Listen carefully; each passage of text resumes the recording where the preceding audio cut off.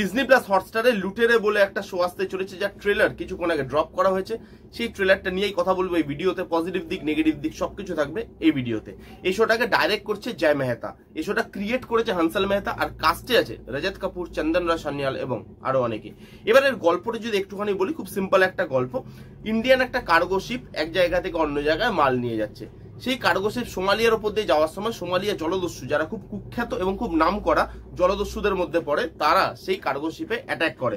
তারপরে cargo শিপটাকে capture করে। এবার দেখার যে তারা অ্যাটাক করার পর কি করে, এই যে ক্রু মেম্বার কার্গো শিপের, তারা কি করে বাঁচে এবং ইন্ডিয়ান গভর্নমেন্ট এর মধ্যে কিভাবে ইনভলভ হয়, এই সবকিছু নিয়ে এই শোটা হতে চলেছে।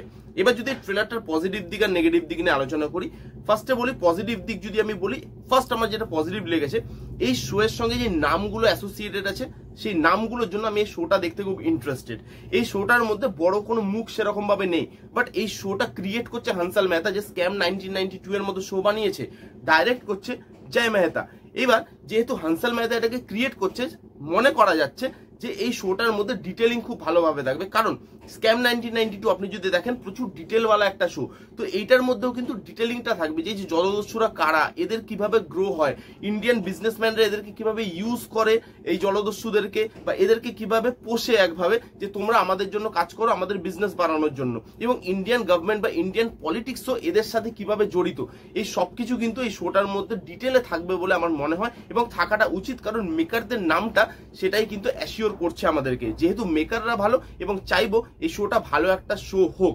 নেক্সট যেটা নিয়ে কথা বলবো, এই শোটার অ্যাপ্রোচটা খুব রিয়েলিস্টিক, যেভাবে তারা আসে, যেভাবে তারা ক্যাপচার করে, নেগোশিয়েট করে ইন্ডিয়ান গভর্নমেন্টের সাথে, হ্যান্ড টু হ্যান্ড ফাইট যেভাবে দেখানো হচ্ছে, এই সাবজেক্টটার সঙ্গে ম্যাচ করে কিন্তু এর যে প্রেজেন্টেশনটা সেটাকে রাখা হয়েছে, এবং প্রেজেন্টেশনটা কিন্তু খুবই রিয়েলিস্টিক এবং খুবই র রাখা হয়েছে, যেটা দেখে মনে হচ্ছে যে খুব মানে আমাদের সামনে ঘটনাগুলো হচ্ছে এবং অ্যাক্টেড বলে মনে হচ্ছে না, তো পুরো রিয়েল ঘটনা লাগছে দেখতে, এবং অ্যাপ্রোচটাও কিন্তু রিয়েলিটির সঙ্গে ম্যাচ করেই করা হয়েছে, যেটা কিন্তু খুব ভালো।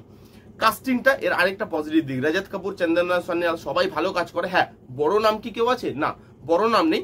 অক্ষয় কুমারের নাম আছে, বাট সেটা সোমালিয়া জলদস্যুর মুখেই আছে খালি, এই ফিল্মের সঙ্গে কোনোভাবে বা এই শোটার সাথে কোনোভাবে অ্যাসোসিয়েটেড নয়। তো এবার ব্যাপার হচ্ছে বড় নাম কিন্তু কাস্টিং এ অ্যাসোসিয়েটেড নেই, কিন্তু তবুও কাস্টে যারা যারা আছে তারা কিন্তু ভালো পারফর্ম করে, এবং একটা ভালো কন্টেন্ট কাস্ট দিয়ে বড় হয় না, ভালো কন্টেন্ট বড় হয় তার কন্টেন্ট দিয়ে। এই কন্টেন্টটা কিরকম, এই কন্টেন্টটা দেখানো কিরকম ভাবে হয়, এবং এর কাস্ট যারা আছে তারা কিন্তু ভালো পারফর্ম করতে পারে। তো কাস্টের পারফরমেন্স কিরকম হয় সেটা দেখার জন্য আমি ইন্টারেস্টেড।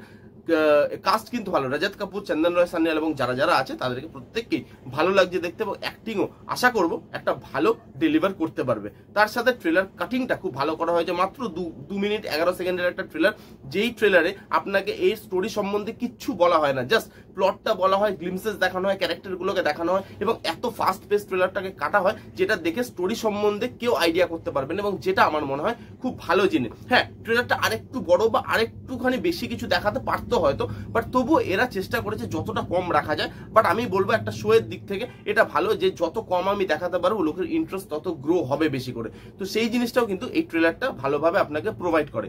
তার সাথে সাথে এই লুক অ্যান্ড ফিল বেশ ভালো, বিজিএম, কালার কারেকশন, এবং যেটা বললাম যে খুব রিয়েলিস্টিক অ্যাপ্রোচে রাখা হয়েছে, টাকা পয়সা খরচা করে বানানো হয়েছে, লুক অ্যান্ড ফিলটা ভালো লাগছে, প্রিমিয়াম শো বলে মনে হচ্ছে। তো এটা আসুক ডিজনি প্লাস হটস্টারে, তারপরে এটা নিয়ে আরো বেশি কথা বলা যাবে।